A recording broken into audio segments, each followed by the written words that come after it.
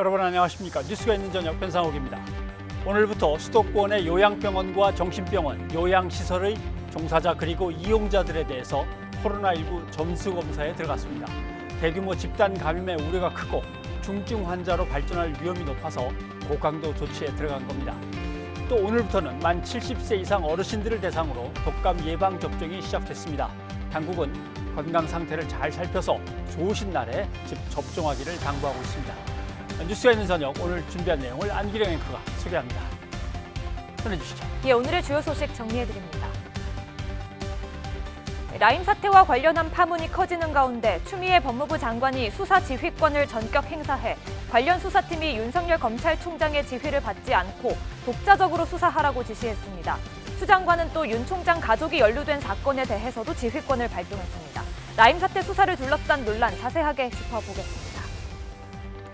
옵티머스 자산운용의 설립자인 이혁진 전 대표는 이번 사건에 대해 정치권과 연결된 것이 아니라 금융관료 출신들과 일부 법조인이 금융사기꾼과 결탁한 최악의 금융사기 사건이라고 주장했습니다.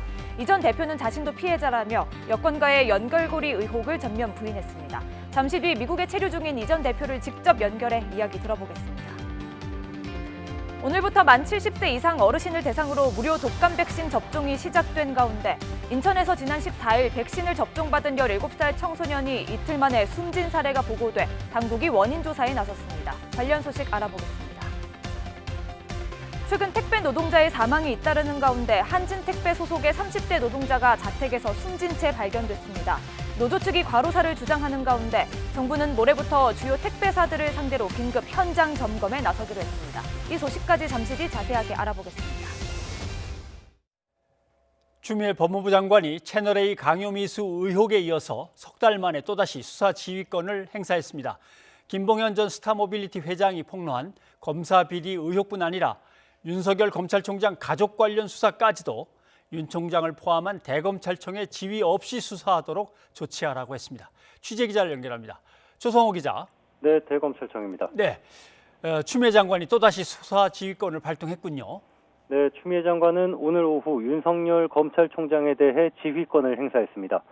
서울 남부지검과 서울중앙지검 수사팀이 대검찰청 등 상급자의 지휘와 감독을 받지 않고 독립적으로 수사한 뒤 결과만을 검찰총장에게 보고하도록 조치하라고 했습니다. 법무부는 라임 자산운용 사건은 물론 여야 정치인과 검사들의 비위 사건, 윤 총장 본인과 가족, 측근 관련 사건에 대해 공정하고 독립적인 수사를 보장하기 위한 거라고 설명했습니다. 수사지휘 대상 사건은 모두 5건입니다. 라임 사건 관련해 김봉현 전 스타모빌리티 회장이 옥중 폭로로 불거진 검사와 정치인들의 비위와 사건 은폐, 짜맞추기 수사 의혹 사건과 윤 총장 부인과 장모가 연루된 전시회 협찬금 수수 의혹 사건, 도이치모터스 주가 조작, 주식매매 특혜 의혹 사건, 요양병원 요양급여비 편취 의혹 사건과 관련한 수사 무마 의혹 사건, 또 윤 총장과 친분이 두터운 윤대진 사법연수원 부원장의 친형인 윤우진 전 용산 세무서장의 뇌물 의혹 수사 무마 의혹 등입니다. 법무부는 윤 총장이 측근인 한동훈 검사장이 얽혔던 채널A 사건 관련 수사 지휘에 대해 수사 지휘가 내려온 순간 효력이 있는 이른바 형성적 처분에 해당한다고 밝혔던 점을 고려해 이번 수사 지휘도 즉시 효력이 발생하는 것으로 이해한다고 덧붙였습니다.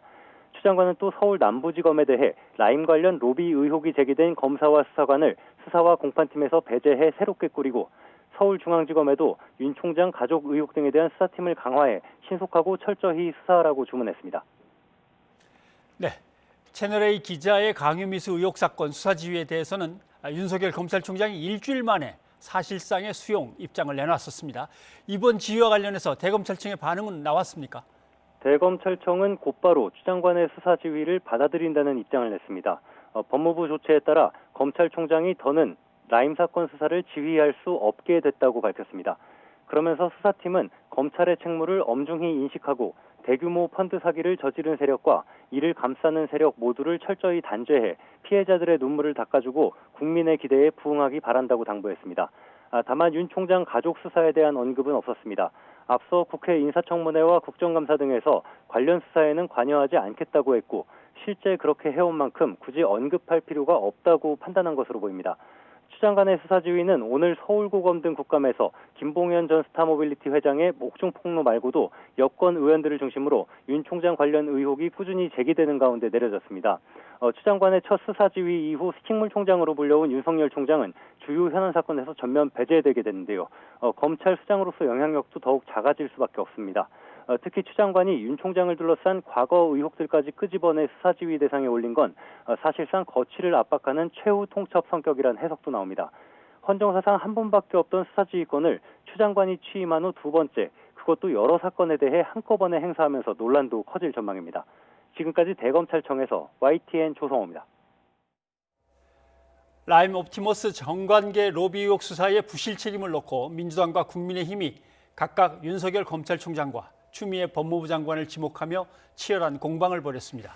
민주당은 윤석열 총장이 라임 수사에 처음부터 개입해 여권에 대해서만 표적 수사했다고 주장했고, 국민의힘은 전체 수사가 부실하다며 추미애 장관을 제외한 특검만이 답이라고 맞섰습니다. 송재인 기자입니다. 더불어민주당은 여권 인사에 대한 검찰의 편파 수사 의혹을 수사농단으로 규정하면서 윤석열 검찰총장을 정조준했습니다. 윤 총장이 처음부터 입맛대로 라임 자산운용 사건 수사를 기획한 것 아니냐는 겁니다. 이 같은 정황은 윤 총장 최측근인 한동훈 검사장과 채널A 기자의 대화 녹취록에도 나온다며 국감장에서 제시했습니다. 총장님께서 뽑으신 4명은 다 라임으로 갔다. 이 얘기가 이때부터 이미 나옵니다. 이게 윤 총장과 최측근인 한동훈 검사 모두 라임 사건 처음부터 관련성이 있고, 윤 총장이 찍은 검사 4명이 사건을 맡은 만큼 윤 총장 뜻에 따라 야당과 검사의 개입 의혹은 쏙 빼고 여권 겨냥 수사를 했을 거란 의심입니다. 여기에 윤 총장이 서울중앙지검장으로 있을 때 옵티머스 김재현 대표에게 무혐의 처분이 내려진 사실, 그리고 라임 관계사 대표이사가 바로 윤 총장 장모의 잔고증명서를 위조한 저축은행 대표인 것까지 종합하면 부실, 편파 수사로 이어질 만한 근거는 충분하다고 주장했습니다. 국민의힘도 검찰의 부실 수사를 질타한 건 마찬가지입니다. 다만 편파 수사 의혹에 대해선 정반대의 진단을 내놓으며 맞섰습니다.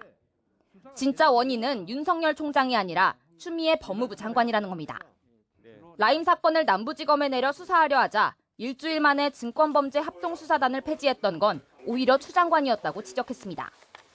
지금 수사를 맡은 서울중앙지검과 남부지검 모두 지검장이 추 장관 측 인사라며 객관적 수사가 이뤄질 리 없다고 주장했습니다. 추 장관과 여당의 윤석열 때리기를 유례없는 정쟁으로 규정하면서 추 장관이 빠진 특검만이 답이라고 압박했습니다. 사건에 관해서는 마치 전지전능, 무소불위의 절대자처럼 행동하고 있습니다. 빠른 시간 안에 이 사건 특검 관철을 위한 특검 법안을 제출하도록 하겠습니다. 민주당은 특검의 경우 임명부터 수사팀 구성까지 석 달 이상 걸린다며 반대하고 있습니다. 결국 현재 검찰 수사팀이 어떤 결과를 내놓을지가 주목되는데, 그 사이 추미애 장관과 윤석열 총장 책임을 둘러싼 정치적 공방은 계속될 것으로 보입니다. YTN 송재인입니다.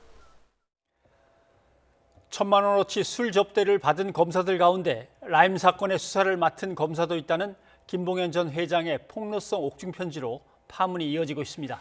국정감사에서 검사 접대 의혹을 묻는 의원들의 질의에 서울 남부지검장은 수사로 밝히겠다고 설명했는데요. 하지만 김 전 회장 측은 남부지검의 관련 진술을 거부한 것으로 파악됐습니다. 김경수 기자입니다. 서울고등검찰청과 서울지방검찰청 등을 대상으로 진행된 국정감사장에서도 화두는 역시 술 접대 검사 의혹이었습니다. 김봉현 전 스타모빌리티 회장의 옥중 입장문에 거론된 검사가 누구며 또 그 내용은 사실인지 질의가 쏟아졌습니다. 그 직업에 있는 검사 중에 나랑 1년 전에 술 마셨고 몇 개월 전에 술을 마셨고 그때 수사팀에 들어온다고 했던 사람이 들어와서 나를 수사하고 있다. 이게 충격적이지 않습니까? 담당 검찰청인 서울 남부지검은 법무부에서 수사 의뢰가 내려와 수사팀을 꾸렸다고 밝혔습니다. 그 부분에 대해서 지금 법무부에서도 오늘 수사 의뢰가 내려왔습니다. 감찰 결과를 토대로 앞으로 수사를 해서 밝혀내도록 하겠습니다. 하지만 김봉현 전 회장은 남부지검의 소환 조사에 응하지 않은 것으로 파악됐습니다. 김 전 회장 측은 YTN과의 통화에서 관련 내용을 지난 16일부터 사흘 동안 이어진 법무부 감찰에서 이미 다 얘기했다면서 남부지검 검사의 비위에 대한 내용을 해당 지검에서 말할 순 없는 거 아니냐고 반문했습니다. 검사 비위 관련 수사가 본격화한 가운데 이른바 김봉현 옥중 입장문의 원본을 봤다는 주장도 나왔습니다. 박훈 변호사는 자신의 SNS에 입장문에 나오는 검사장 출신 야당 유력 정치인은 황교안 전 미래통합당 대표의 최측근이라고 썼습니다. 김장겸 전 MBC 사장을 통해 김 전 회장이 여야 인사들을 소개받았다는 내용과 검사 출신 이주형 변호사의 동료 수사관이 윤대진 검사장 로비 명목으로 5천만 원을 가져갔다는 내용도 있다고 언급했습니다. 당시 수원지검장으로 김 전 회장의 수원 여객 자금 160억 원 횡령 사건을 지휘했던 윤 검사장은 바로 반박 입장문을 냈습니다. 도피했던 김 전 회장을 검거하기까지 시간이 오래 걸렸던 것뿐이지 김 전 회장 주장대로 수원지검이 영장 청구를 미룬 적은 없다고 해명했습니다. YTN 김경수입니다. 국민의힘은 옵티머스 사건과 여당 인사와의 연루 의혹을 집중적으로 제기하며 일부 인사들의 실명을 공개했습니다. 하지만 당사자들이 동명이인이라며 즉각 반발하고 나서면서 야당이 아니면 말고식으로 폭로한다는 비판이 나오고 있습니다. 이승배 기자입니다. 옵티머스 사건에 여권 인사들이 연루돼 있다고 주장하고 있는 국민의힘은 국정감사장에서 실명이 적힌 명단을 공개했습니다. 국민의힘 유상범 의원이 공개한 명단에는 더불어민주당 김영호, 김진표 의원을 비롯해 김수현 전 청와대 정책실장과 박수현 전 청와대 대변인 등의 이름이 포함됐습니다. 이 자료를 보면 이들은 최근 3년 동안 적게는 1억 원에서 최대 3억 원까지 옵티머스 펀드에 투자한 것으로 되어 있습니다. 유 의원은 검찰이 확보한 내부 문건에 여당과 청와대 관계자 이름이 등장하는데도 검찰이 기본적인 확인도 안 했다면서 수사 의지가 없다고 몰아붙였습니다. 민주당 인사 및 청와대 관계자들이 이름이 여럿 나옵니다. 동명이인일 가능성이 충분히 있습니다. 이 동명이인인지 여부 확인했어요? 존경하는 이상범 의원께서 말씀하신 그 문건에 관한 수사는 저희가 진행하고 있습니다. 하지만 이름이 거론된 당사자들은 즉각 반발했습니다. 동명이인이라는 겁니다. 박수현 전 청와대 대변인은 자신에게 전화 한 통만 했다면 금방 확인했을 일이었다며 사과를 요구했고, 민주당 김영호 의원도 자신과 관련 없는 이름만 같을 뿐이라고 분명히 선을 그었습니다. 김진표 의원 역시 YTN과의 통화에서 사전에 유 의원에게 본인이 아니라고 경고까지 했다면서 출처를 추적해 법적 책임을 물을 생각이라고 밝혔습니다. 앞서 이 명단에 거론된 진영 행정안전부 장관과 민주당 김경협 의원은 투자한 사실은 맞지만 권력형 게이트 운운하는 것은 말도 안 된다고 반박했습니다. 저의 투자가 권력형 비리가 아닌 단순 투자인 것이 확인될 경우 주호영 원내대표도 의원직 사퇴로 책임지겠다고 약속하십시오. 민주당은 국민의힘이 거짓 자료로 국민을 기만했다며 무책임한 폭로에 대한 책임을 묻겠다고 경고했습니다. 민주당은 해당 자료에서 추가로 언급된 인사들에게 옵티머스 투자 여부를 확인한 결과 자신이 아니라는 답변을 받았습니다. 쉽게 확인한 결과 사실 나이가 크게 다르거나 성별이 완전히 달랐습니다. 명단을 공개한 국민의힘 유상범 의원 측은 검찰이 최선의 사실관계조차 확인하지 않고 있다는 점을 지적하려고 했을 뿐 특정인을 의미할 목적은 없다고 해명했습니다. 하지만 민주당은 공개 사과와 함께 당 차원의 징계를 요구하고 나서면서 논란은 확산하고 있습니다. YTN 이승배입니다. 라임 옵티머스 사태로 금융당국 책임론이 일고 있는 가운데 금융당국은 증권시장의 각종 불법 행위에 대해서 적극 대응하기로 했습니다. 현재 형사처벌만 가능한 불공정 거래 행위에 대해 과징금을 부당 이득의 최대 2배까지 물리는 방안도 추진하기로 했습니다. 최도희 기자입니다. 최근 전국의 최대 뇌관으로 떠오른 라임과 옵티머스 사태. 사모펀드에 대한 감독 실패로 질타를 받는 금융당국이 증권시장 불법 불건전 행위 전반에 대해 칼을 빼들었습니다. 주식시장에 개인 투자자들이 대거 유입되면서 각종 불법 행위에 대한 우려 또한 커졌다는 판단에서입니다. 증시 변동성이 확대되면서 코로나19, 한국판 뉴딜 등 각종 테마주 관련 불공정 거래 위험성이 커지고 있으며 공매도 금지 기간이 연장됨에 따라 금지 기간 중 공매도 거래, 무차입 공매도 등 불법 행위 우려가 제기되고 있어 이에 따라 금융당국은 금융위와 금감원, 한국거래소가 함께 참여하는 집중 대응단을 만들고 대책을 추진하기로 했습니다. 핵심은 현재 형사처벌만 가능한 불공정 거래 행위 등에 대해 과징금을 부과하는 내용입니다. 형사처벌까지 오랜 시간이 소요되는 만큼 불공정 거래에 대한 과징금을 부당이득의 최대 2배까지 물리겠다는 겁니다. 라임 옵티머스 사태를 계기로 자기 자금 없이 남의 돈을 빌려 기업을 인수하는 이른바 무자본 인수합병에 대한 감시 인프라도 구축하기로 했습니다. 이와 함께 내년 3월까지를 테마주 공매도 집중 대응 기간으로 정하고 인지된 혐의는 신속히 조사하기로 했습니다. 이 기간 신고 포상금도 최대 20억 원까지 지급하기로 했습니다. 일각에선 라임 옵티머스 사태가 터진 뒤에야 나온 뒷북 대응이란 비판도 나오는 가운데 금융당국이 이번 대책을 계기로 실추된 신뢰를 다시 찾을 수 있게 될지 지켜볼 일입니다. YTN 최두입니다. 추미애 법무부 장관의 수사 지휘권 발동. 조금 전에 전해드렸습니다만 추 장관의 이번 지휘권 행사는 사실상 윤석열 검찰총장을 직접 겨냥한 것이어서 파장이 상당합니다. 안기령 앵커와 지휘권 내용을 좀 짚어보도록 하겠습니다. 안기령 앵커. 예. 먼저 발동된 지휘권의 주요 내용을 한번 정리를 다시 해보죠.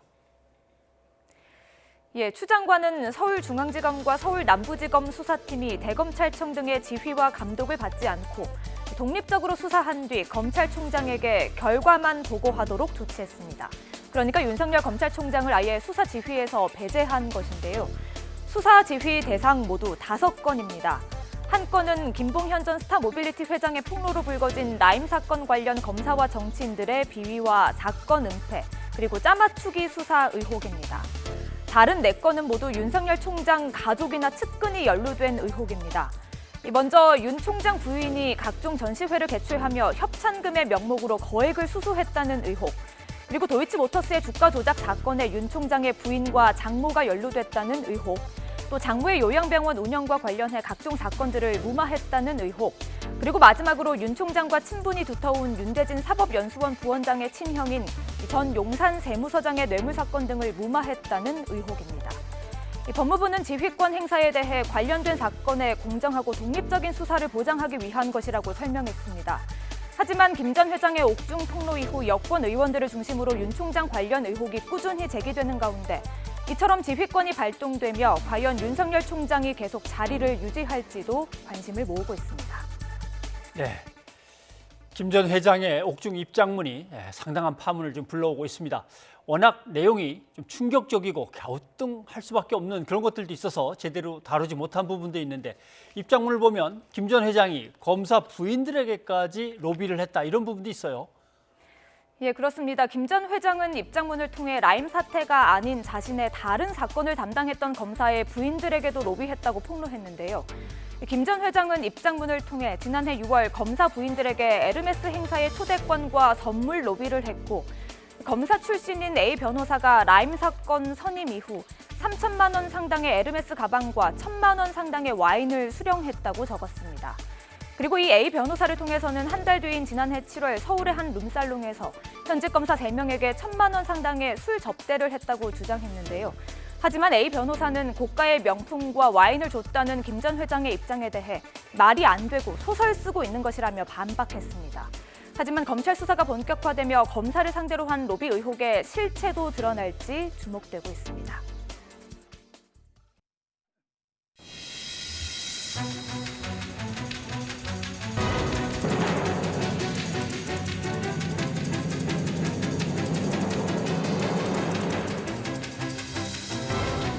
반급 공사 매출 채권에 투자한다고 속여 1조 5,500억 원을 끌어모은 뒤 부실 채권을 인수하거나 펀드 돌려막기에 사용했습니다.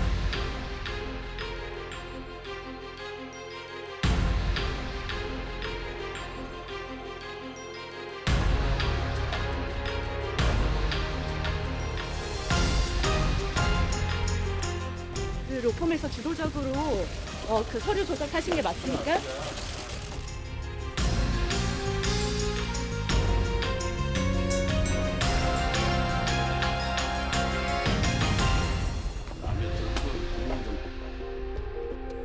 저의 투자가 권력형 비리가 아닌 단순 투자인 것이 확인될 경우 주호영 원내대표도 의원직 사퇴로 책임지겠다고 약속하십시오. 주호영 원내대표님, 자신 있다면 합시다. 우리가 왜 그러? 김경협이가 그걸 요구할 권한이 뭐 있어? 그리고 우리는 제대로 수사하라는 거예요. 제대로. 우리는 누가 어떻게 그런 흔적이 있고 냄새가 나니까.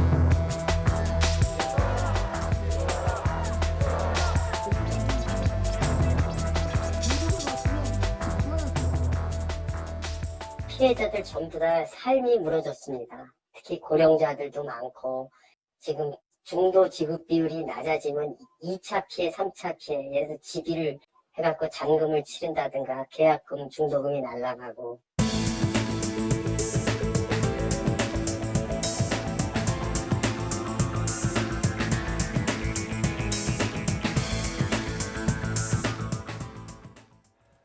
네, 옵티머스 자산운용 펀드 사기와 관련한 파문이 갈수록 커지고 있습니다. 첫 번째 대표이사를 지낸 이혁진 전 대표, 정치권과의 연결고리다, 몸통이다 이런 의혹을 계속 받고 있는데 이에 대해서 이 전 대표는 본인도 피해자라며 이번 사건은 금융 사기 사건이라고 주장을 했습니다. 이 전 대표를 직접 연결해서 입장을 좀 들어보겠습니다. 지금 미국에서 연결을 해주셨는데 미국 현지 시각으로 새벽 4시가 다 됐는데 어려운 시간에 연결해 주셔서 고맙습니다. 이 대표님 지금 나와 계시죠? 예, 안녕하십니까? 예. 지금 계신 곳은 미국 어디십니까? 예, 미국 산호세, 실리콘밸리라고 불리는 산호세에서 통화하고 있습니다. 산호세면은 거기에 그냥 머무신다는 뜻입니까? 아니면 거기서 또 나름대로 비즈니스 사업하고 그냥 일상생활을 영위하고 계신 겁니까? 네, 산호세에서 조그만 김치 마켓을 운영하고 있습니다. 아, 김치 사업을 하시는군요. 네, 맞습니다. 이번 옵티머스 사기 사건을 현재 옵티머스 경영진과 경제 관료들의 합작품이다 이렇게 지적을 하셨습니다. 그런데 다들 대표님을 그 배후로 지목하는 시각도 있었기 때문에 대표께서 바로 그 배후고 몸통이다라는 시각에 대해서 어떻게 보십니까? 미국에서 어떻게 배우이고 몸통일 수가 있을까요? 이 현 경영진과 경제 관료 플러스 일단 경영진이라는 사람들은 다 사기꾼들이고 모피아와 기술자들이 뭉쳤을 때, 그러니까 사기꾼들이 뭉쳤을 때 일어난 사상 초유의 사기 사건입니다. 네. 그런데 지금 이 대표께서는 맨 처음에 그럼 이 옵티머스 펀드를 기획하고 설계하신 거죠. 그리고 첫 번째 대표를 맡으셨던 거죠. 제가 자산운용사를 창업한 거는 2009년도에 창업을 했고요. 2010년도에 출마했고 그 다음에 사명 변경을 한 차례 거쳐서 2017년도에 옵티머스라는 이름으로 바뀌어 있습니다. 펀드를 만든 게 아니라 자산운용사를 만들어서 자산운용사를 경영을 했었죠. 자산운용사를. 그런데 2018년 아마 봄쯤에 이제 경영진에서 물러나신 거 아닙니까? 어찌됐든 간에. 2017년 7월 13일 날 물러났고요. 그때 물러나셨고. 그 전으로 김재현 대표가 정영재 씨와 양호 씨랑 같이 회사를 운영을 했습니다. 저는 7월 13일 이후에 회사에서 적을 두지 않고 있었던 시점입니다. 알겠습니다. 한 가지만 여쭤보면 맡고 계신 동안에는 절대 비위라든가 잘못된 이런 점들은 없었습니까? 전혀 없었습니다. 알겠습니다. 그러면 지금 이름들이 나왔는데 현 경영진이 옵티머스 사건을 이 대표에게 뒤집어 씌웠다라고 주장하셨는데 그 근거는 뭡니까? 아니 제가 거기에 있지를 않고 미국에 있었는데 어떻게 제가 거기에 관여를 하고 사업을 그 사람들 하는 사업하고 같이 할 수 있는지 그 방법을 말씀을 그 사람들한테 좀 하라고 해주세요. 그러면 그 지금 얘기하신 한 2명 정도 얘기를 하셨는데 그 사람들을 고소도 하셨는데 어떤 혐의로 명확하게 짚어서 고소를 하신 겁니까? 특정경제범죄가중처벌법에 관한 횡령 및 배임으로 고소를 했었고요. 그다음에 진정을 그러니까 그때는 검찰에 했었고 진정서는 금융감독원 자산운용감독실에 자산운용 인허가 팀에 거기다가 진정서를 냈었습니다. 그 사람들이 공모해서 이 대표를 공격하고 경영진에서 밀어내고 뒤집어 씌웠다는 어떤 뭐 증거라든가 물증 같은 것 확실하게 설명할 수 있는 것들을 갖고 계신가요? 제가 창업했었을 때 상당히 이제 많은 자본금과 이제 회사를 경영을 했었는데요. 그때 저희가 이제 제가 옛날에 미국 회사에 다녔으면서 중요하게 생각했던 거는 녹취가 되는 전화기를 비치를 해놨었습니다. 근데 그때 당시 그 전화기가 자동적으로 녹음이 되고요. 그게 파일이 생성되는데 김재현과 양호와 당시에 그 정영재 이 사기꾼들은 그 녹취가 되는 줄도 모르고 자기가 이 멋진 범법 행위들을 자연스럽게 통화를 통해서 됐었는데 그 전화 녹취록을 제가 갖고 있다가 적절한 시점에 공개를 했습니다. 국민의힘당의 강민국 의원실을 비롯해서 수많은 언론사 관계자들한테 의혹이 터지고 저를 범인으로 지목했었을 때 제가 제공을 했습니다. 2020년 7월경에요. 예, 알겠습니다. 그래서 분명하게 드러나는 거는 그분들이 대화했던 내용이 스스로가 자신들이 사기 행각을 벌이고 있다는 모든 행위들을 입증하는 자료가 됩니다. 금융회사는 반드시 녹취를 할 수 있는 기회를 전화기를 비축하게 되어 있습니다. 고객과의 분쟁이나 어떠한 주문을 냈거나 했었을 때 그런 게 분쟁의 소지가 있기 때문에요. 예, 알겠습니다. 그런데 그 사람들은 펀드 하자치유 문건이라는 걸 이제 내놓으면서 새로운 문제 제기를 했습니다. 이혁진이라는 사람이 민주당 유력 인사와 정부 관계자에게 자기가 경영권을 안 뺏기려고 뺏기고 나서 억울하니까 탄원을 넣고 거기에 도움을 준 사람들도 있다. 이 부분은 어떻게 된 겁니까? 그 사람들이 무슨 말을 하는 건 그 사람들의 자유고 거기에 거기에 무슨 글을 쓰는 건 그 사람들의 자유인데 사등의 근거도 없는 사람들의 인식을 뭔가가 엮여 있는 뭔가가 있는 것처럼 보이게 하는 악의적인 의도를 가진 문건을 작성해 갖고 고의로 흘려서 자기들의 범죄 혐의를 벗어나려고 하는 그런 어불성설인 문서라고 저는 이해하고 있습니다. 근데 그 사람들은 하다가 잘 안 되니까 뭔가 속임수를 쓰고 한 겁니까? 애당초 속이려고 작정한 모임입니까? 저희 회사가 창업했었을 때와 제가 2012년도에 출마한 다음, 그 다음에 제가 그 다음부터 금융업을 할 때, 상당히 좀, 정치인으로, 야당으로 이제 금융업을 하다 보니까 많은 사업상의 방해와 어려움을 겪었습니다. 그래서 자본금이 상당히 취약해졌고 사업이 잘 안 됐기 때문에 상당히 저는 핍박을 받았었는데요. 2012년 박근혜 정부서부터. 이 사람들이 접근했었을 때는 저희 회사가 상당히 좋지 않은 상태였음에도 불구하고 계속 인수하려는 의도와 시도를 했었어요. 그래서 제가 이현재 부총리한테 문자를 보내서 원래 평상시 조금 알고 지내고 인사드렸던 분인데 양호 회장님한테 이 회사 인수를 시도를 하지 말아달라고 새로 설립하셔서 하시면 되지 않겠느냐고 설득도 하고 문자도 보내고 답장도 받고 그랬었습니다. 알겠습니다. 그러니까 아주 뭔가가 기획이 돼갖고 큰 그 그림 하에서 작전 계획도대로 움직였었다고 생각했던 게 당시 양호 회장의 카카오톡에 있던 사진들, 카카오 스토리 사진이 그걸 보고 제가 2017년 8월, 10월경에 상당히 깜짝 놀랐어요. 박근혜 탄핵을 부정하는 탄핵 기각 반대 운동본부, 국민운동본부의 그런 글들과 그런 행위들이 담겨 있는 글들을 거기에 카카오스토리에 있는 거를 제가 그때 당시에 발견하고 캡처를 해놨었습니다. 예.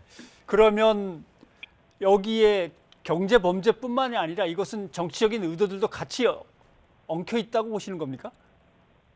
분명히 이거는 문재인 정권을 타격을 가해서 차기 정권을 살아나는데 의도를 갖고 만든 기획 사기극이고 커다란 음모가 숨어 있기 때문에 거기에 어떤 사람들이 있을지 모르고 앞으로 이런 열릴 법정에 100명 내지 200명 정도가 거기에 앉을 거라고 피의자로서 피고인으로 앉을 거라고 저는 확신합니다. 예, 알겠습니다.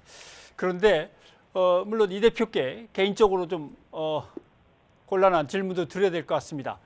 유력한 인사들을 쫓아서 베트남으로 막 출국하셨을 때 출국 다음 날 출국 금지 조치가 내려졌단 말이죠. 이게 공교로운 건지 아니면은 그걸 피해서 나를 잡아 가신 건지 지금도 여기에 대해서는 그 부분에 의문을 제기하는 게 많습니다. 법원에서 임시추국 날짜를 허가한 게 3월 21일 날이고요. 예. 문재인 대통령의 국빈 방문이 3월 22일 날 있었는데요. 저는 3월 21일 날 주총장에서 51%가 넘는 표를 확보하고 주총장에 참석해서 이제 경영권을 되찾고 정상화시킬 수 있다고 생각을 했었는데 이동열 씨를 비롯한 조폭들이 이미 동원돼서 한 30명, 40명이 있었어요. 분위기가 심상치 않았는데 주총이 시작되고 공중 변호사가 이제 대륙아주에서 왔었고 몇 명의 사람들이 있었는데 불과 30분 만에 저를 폭력을 행사하면서 끌어냈습니다. 끌어내고. 그래서 제가 너무 억울하니까 이 상황에서 제가 어떻게 이거를 해야 될까 그런 생각밖에는 없었고 마침 금융위원장과 과기정통부 장관이 문재인 대통령을 순방하는데 동행해서 같이 간다는 뉴스를 보고 여기 가면은 더 쉽게 두 분을 만날 수 있겠다는 확신하에 비행기를 찾아서 다음날 아침에 출국했을 뿐입니다. 제가 출입국관리소에 그러면 제가 어떻게 알 수 있겠습니까, 감히? 네, 알겠습니다. 어쨌거나 지금 신분으로는 지명수배 상태로 저희가 알고 있습니다. 귀국해서 사실관계를 다 밝히고 갖고 계신 것들을 다 내놓는 것이 더 떳떳하게 생활에 나가시는 것이 아닐까 생각을 하는데 의혹을 푸는 게 낫지 않겠습니까? 어떻게 하실 겁니까? 제가 그분 양호나 김전혁 고소한 내용이 회사의 옵티머스 사건하고는 전혀 본질과도 상관이 없고 회사의 고유 계정이 있고 신탁 계정이 있습니다. 이번 옵티머스의 사건은 신탁 계정의 그러니까 신탁 계정 펀드를 고의로 사치한 사기 행각이고 저희 회사의 고유의 자금을 갖고 횡령했다는 혐의를 뒤집어 씌워서 무고한 거일 뿐이고요. 저는 당시 연봉이 한 10억 가까이 됐었던 거를 회사가 어려워지니까 연봉을 5천만 원으로 줄이고 그 대신에 이사회의 승인을 거쳐갖고 자지급금을 받은 금액이 몇 억 정도밖에 안 됩니다. 그런데 70억이라는 금액을 덮어 씌워가지고 금융감독원과 같이 합작을 해서 저를 70억 횡령범으로 만들어버린 걸 이 사건이 다름이 아니기 때문에 뭐 언제든지 조사를 받을 수는 있겠지만 그 사람들이 어마어마한 사람들이기 때문에 제가 가서 조사를 받은 시점을 여러 가지 사건의 경위와 앞으로 흘러가는 방향을 보면서 적절한 시점에 소명을 하면은 밝혀질 거고요. 저는 다른 언론하고 언론에 말씀을 드렸지만 모든 그 범법자들이 재판을 받을 때 제가 증언을 하겠다고 가겠다고 밝힌 바가 있습니다. 아직은 아니다. 모든 것이 어느 정도 드러나서 그 사람들이 재판받을 때 오셔서 분명하게 증언하시겠다 이 말씀이겠군요. 알겠습니다. 당연합니다. 네, 오늘 여기까지 듣겠습니다. 늦은 시각에 고맙습니다. 이혁진 대표. 감사합니다. 네, 지금까지 이혁진 전 옵티머스 대표의 입장을 들어봤습니다. 이혁진 전 대표의 개인적인 입장이라는 말씀 일단 다시 한번 드리고요. 이 전 대표의 주장은 이후에 이제 검찰 수사를 통해서 하나씩 밝혀지거나 부인되거나 할 것으로 보입니다.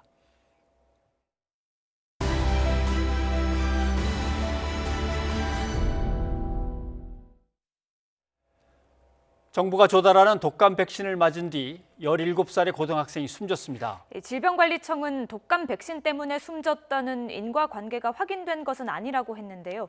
현재 사인을 밝히기 위해 부검이 진행되고 있습니다. 김정회 기자입니다. 17살 A군은 지난 14일 날 집 근처 병원에서 독감 백신 주사를 맞았습니다. 알레르기 비염 외에 접종 전후 특이 증상은 없었습니다. 그런데 이틀 뒤 숨졌습니다. 올해 들어 신고된 독감 백신 이상 반응 중 첫 사망 사례입니다. A군이 맞은 건 만 13세에서 18세 대상 국가 조달 물량으로 신성약품이 유통했던 백신이었습니다. 일부 상온 누출 사고가 발생해 회수한 물량은 아니고 검사를 통해 문제가 없다고 결론 내려 이달 13일부터 접종이 재개된 나머지 물량입니다. 사망과 관련한 논란의 소지가 작지 않은데 질병청은 아직 백신 이상 반응으로 숨졌다는 인과관계가 확인되지 않았다고 강조했습니다. 아직까지는 예방접종으로 인한 이상 반응이다라고 인과관계가 확인되지 않은 상황입니다. 현재 사인을 밝히기 위한 부검이 진행되고 있습니다. 전문가들에 따르면 부검을 통해 기저질환이 있었는지, 장기의 급성 쇼크나 마비 증상으로 볼 만한 변화가 있었는지를 검사합니다. 평소에 전혀 예측하지 못했던 그런 기저질환이 있는지, 아나필락틱 샥으로 의심될 만한 조직학적 그 변화가 있는지 그런 걸 이제 관찰을 하게 되죠. 장기에 대한 마크로 소견, 즉 장기 자체를 관찰하는 거하고 조직학적 소견 그런 걸 다 같이 보는 거예요. 그러면 그 사인에 대한 것들이 어느 정도 다 판정이 가능해지죠. 검사 결과는 예방접종 피해보상심의위원회에 넘겨져 접종에 의한 사망인지가 최종 결정됩니다. 지금까지 접종 후 사망이 인정된 사례는 한 건 있었습니다. 2009년 10월 접종 뒤 팔다리 근력이 떨어졌던 65세 여성의 경우인데 이 여성은 급성 신경병증인 밀러-피셔 증후군 진단을 받은 뒤 사망했습니다. 올해 독감 백신 접종 이상 반응은 18일 기준 총 353건이 신고됐습니다. 접종 부위가 붓는 등의 국소 반응이 98건이고 알레르기 사례 99건, 발열 98건, 기타 69건이었습니다. YTN 김정희입니다. 만 70세 이상 어르신들에 대한 독감 예방접종이 오늘 시작되자 백신이 동나지 않을까 우려해서 병원에는 많은 사람들이 몰렸습니다. 어린이용 백신의 공급 부족은 일부 해소됐지만 물량이 확보되지 않아 차질을 빚는 곳도 남아 있습니다. 박기환 기자입니다. 이른 아침부터 독감 백신을 맞을 수 있는 검진센터 앞에 대기줄이 깁니다. 어린이와 청소년에 이어 만 70세 이상 독감 무료 예방접종도 시작된 첫날, 어르신들의 발길이 끊이지 않습니다. 이제 나이도 있고 하니까 가족을 위해서도 건강해야 되겠다 하는 생각으로 맞으러 왔습니다. 좀 예상은 시간이 좀 경과되지 않겠느냐 하는 생각이 들었는데 의외로 한 25분, 한 30분이 안 된 것 같습니다. 백신이 빨리 동날 걸 우려한 탓에 연령별 무료 접종이 시작될 때마다 유달리 초기에 사람들이 몰리는 겁니다. 작년보다는 거의 한 60% 이상은 일찍 맞으러 오신 것 같습니다. 코로나19 때문에. 그러고 소진이 되더라도 주위에 있는 남아있는 병원에 갇혀서 맞으시면 가능할 것 같습니다. 품귀 현상을 빚었던 어린이용 독감 백신 문제는 지난주 정부가 청소년용 가운데 15%를 어린이용으로 돌리면서 일부 해소됐습니다. 반면 아직도 물량을 확보하지 못했다는 병원도 적지 않았습니다. 정부가 직접 공급하는 62세 이상 독감 백신과 달리 어린이용 백신은 각 병원이 직접 구입해야 해서 병원마다 사정이 다른 것으로 보입니다. 저희 병원의 어린이 독감은 모두 소진됐고요. 어린이용 무료 백신이 떨어졌다는 말에 돈을 내고 아이에게 백신을 맞히기도 했습니다. 독감 예방접종 문제가 많다고 해서 원래 9월에 맞으려다가 지금 좀 늦춰서 지금쯤 맞아야겠다 해서 왔거든요. 무료 백신은 끝났다고 해서요. 유료로 맞았어요. 보건당국은 민간 의료기관에 공급된 어린이나 임신부용 백신의 총 공급량은 부족하지 않은 상황이라면서 접종이 가능한 기관은 지역 보건소나 1339를 통해 안내하고 있다고 밝혔습니다. YTN 박기환입니다. 오늘부터 전국 학교의 등교 인원이 3분의 1에서 3분의 2 이하로 완화됐습니다. 초등학교 1학년의 경우에는 대부분 매일 등교하게 됐는데요. 하지만 코로나19 감염 우려가 여전한 만큼 안심하고 등교하기에는 어렵다는 목소리도 나오고 있습니다. 신현준 기자입니다. 모처럼 등교길이 북적입니다. 초등학교와 중학교의 등교 인원이 3분의 1 이내에서 3분의 2 이내로 완화됐기 때문입니다. 고등학교는 기존처럼 3분의 2 이내를 유지합니다. 하지만 과대학교나 과밀학급, 수도권이 아니면 매일 등교도 가능하도록 길을 열어놨습니다.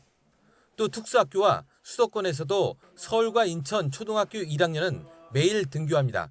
집에서 공부하면 지겨운데 학교에서 하면 좀 재밌어지는 것 같아요. 등교 수업을 하는 과정에서도 사실은 개인 활동을 많이 했어요. 예전처럼 협력 수업을 하지 못하는 상황이어서 그런 면에서 약간 저는 사회성이 조금 염려가 되는 그런 부분이 있습니다. 학부모의 바람은 하루빨리 제자리를 찾는 겁니다. 사실 매일 등교를 하면 좋을 것 같긴 한데요. 지금 아직 코로나가 1단계이긴 하지만 확진자가 계속 발생하고 있기 때문에 조금 걱정되는 부분도 있어서 교육부는 등교 수업의 확대로 방역과 수업 준비에 부담이 커질 수 있다고 보고 1학기보다 7,000명 많은 4만 7,000명을 방역 지원 인력으로 투입했습니다. 이게 조금만 느슨해지면 항상 그렇게 침투를 하기 때문에 좀 더 철저하게 대비하고 준비하고 부족함이 있으면 제한해 주시고. 하지만 등교 인원이 늘어난 첫날에도 코로나19로 전국 12개 학교에서 등교 수업이 이뤄지지 못했고 학생과 교직원 누적 확진자도 770명을 넘어섰습니다. YTN 신현주입니다. 네, 오늘 아침에 실린 기사들입니다. 우리 애도 빨리 맞아야 되는데 모자라서 못 맞으면 어떡하지? 더군다나 이제는 나이 드신 분들 차례라는데 이런 기사가 났었죠. 왜 독감 접종 아이들은 이렇게 어려울까요? 우선 접종자가 크게 늘었습니다. 그리고 또 한꺼번에 몰려서 그렇습니다. 보시면 어린이 독감 백신 접종자 현황을 보면 18일 어제 현재로 접종률이 66.5%까지 가 있습니다. 지난해는 어땠을까요? 한번 비교해 보십시오.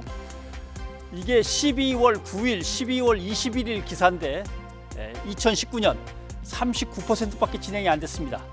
2018년인데 43%밖에 진행이 안 됐습니다. 크리스마스가 다가오는데 2019년, 2018년 결국 12살 이하 독감 백신 접종률은 75%에서 끝나긴 했습니다. 그런데 올해는 이번 주면은 벌써 75%를 훌쩍 넘길 걸로 보입니다. 또 몰리고 모자라는 이유는 짐작하시는 대로입니다. 코로나19 때문에 그렇습니다. 코로나19에 독감이 겹치면 위험하다니까 두려워서 많이들 모이시죠. 또 백신 중에 상온에 노출된 거를 일부 폐기했기 때문에 약간 모자랐습니다. 의사 1인당 하루에 접종하는 인원은 100명으로 제한돼 있습니다. 아니 모이면 다 해주지 100명으로 끊는 이유가 뭘까? 이 백신은 알레르기 반응도 나타나는 등 부작용도 때로는 있습니다. 그러니까 의사들도 접종 대상자를 자세히 진찰해보고 정해진 인원만 접종을 하는 게 맞습니다. 오후부터는 상황이 좀 나아지는 것 같습니다. 무료 접종 시작, 어린이용 품기는 어느 정도 해서 독감 백신 92.4% 공급 완료. 독감 환자는 오히려 또 예년보다 적어 이렇게 돼 있습니다. 공급량을 늘리긴 했습니다만 지역 간에 모자라고 남는 불균형이 있습니다. 요거는 계속 조정을 해 나가야겠죠. 또 접종하실 분들은 건강에 유의하시면서 당장 모이시기보다는 하루 이틀 기다렸다 가시면 코로나 방역에도 도움이 됩니다. 변상욱의 앵커 리포트였습니다.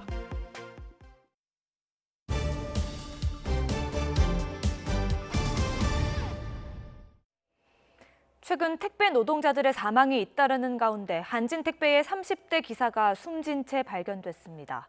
유족과 노조 측이 과로사를 주장하는 가운데 회사 측은 지병이 있어 과로사가 아니라는 입장입니다. 김지환 기자입니다.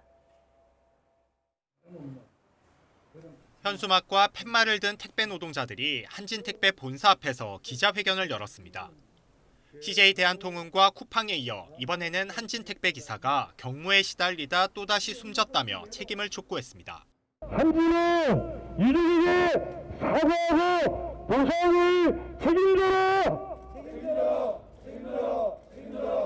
한진택배 서울 동대문지사에서 일하던 36살 김모 씨가 자신의 집에서 숨진 채 발견된 건 지난 12일 오후. 계속 연락이 되지 않자 집으로 찾아간 친구가 발견했습니다. 택배 노조는 명백한 과로사라며 숨지기 나흘 전 김 씨의 SNS 메시지를 공개했습니다. 동료 기사에 보낸 메시지에는 상자 420개를 들고 나왔다며 집에 도착하면 새벽 5시라 한숨도 못 자고 출근해야 한다고 호소하는 내용이 담겨 있었습니다. 전날에도 새벽 2시에 귀가했다며 힘들다고도 토로했습니다. 단 한 번도 형에 대한 안부를 물은 적이 없어요, 저는. 아침에 통화하면 분류하고 있다, 바쁘다. 오후에 통화하면 또 배송 중이다. 택배노조는 미필적 고의에 의한 살인이라며 사측의 공식적인 사과와 보상, 재발 방지 대책을 요구했습니다. 하지만 한진택배 측은 과로사로 볼 수 없다고 반박했습니다. 지난 7일 김 씨가 370개 정도 배송한 것으로 나타났지만 평소엔 다른 기사들보다 적은 200개 안팎으로 배송했다는 겁니다. 국과수 부검 결과도 과로사가 아닌 것으로 나타났다고 덧붙였습니다. 국과수는 1차 소견에서 지병으로 숨진 것으로 추정된다고 판정한 것으로 전해졌습니다. 심장에 이상이 있어가지고 별로 원인이 돼서 사망하지 않았는가 이렇게 추정을 한다고 한 2군데 정도가 막혀 있어가지고 그게 원인이 되지 않았는가. 고용노동부는 소속 회사와 대리점 등을 대상으로 정확한 사망 원인을 조사하고 위법 사항이 발견되면 조치하겠다고 밝혔습니다. 이와 함께 택배업체의 주요 서브터미널 40곳과 대리점 400곳을 대상으로 안전보건 조치 긴급 점검에도 들어간다는 방침입니다. YTN 김지환입니다. 나 임영웅과 티바의 운명적 만남. 알싸한 마늘 토핑으로 맛을 낸 알마간, 고추 토핑으로 매콤한 고마가 티바 2마리 치킨. 티바